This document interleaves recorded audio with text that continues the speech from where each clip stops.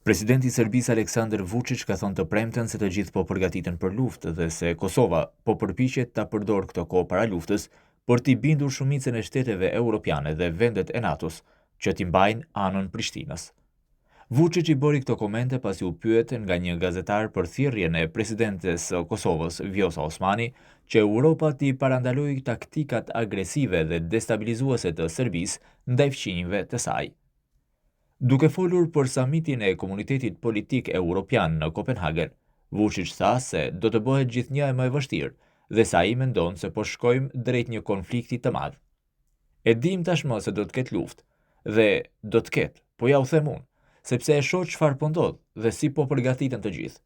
Askush nuk po përgatitet për bisedimet. Ata thjesht po shikojnë se kush do të jetë në anën e kujt. Ata po gërmojnë llogoret e tyre dhe po e presin fillimin, tha Vučić. Vučić nuk dha asnjë provë për t'i mbështetur pretendimet e tij se do të ketë luftë. Ai shtoi se Serbia do të bëjë çmos për të mos marrë pjesë në këtë luftë. Në fillim të samitit të Komunitetit Politik Europian në Danimark të njëjtën, presidentja e Kosovës Vjosa Osmani tha për gazetarët se Rusia paraqet kërcënim për Europën, ndërkaq Serbia për rajonin e Ballkanit Perëndimor, duke akuzuar Beogradin se i kopjon veprimet e Moskës. Osmani i bëri thirrje Bashkimit Evropian që të mos e shpërblejë Serbinë.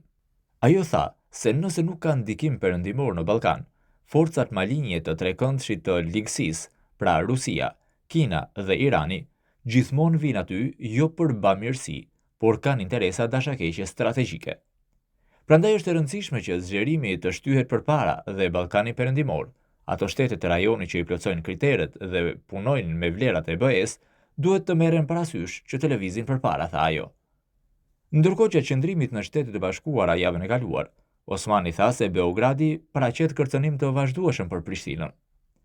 E pyetur në një intervistë për Fox News nëse Kosova dhe Serbia ishin buzë një konflikti në qershor, Osmani tha se fqinjit verior të Kosovës i pëlqen të shkaktojë probleme her pas here.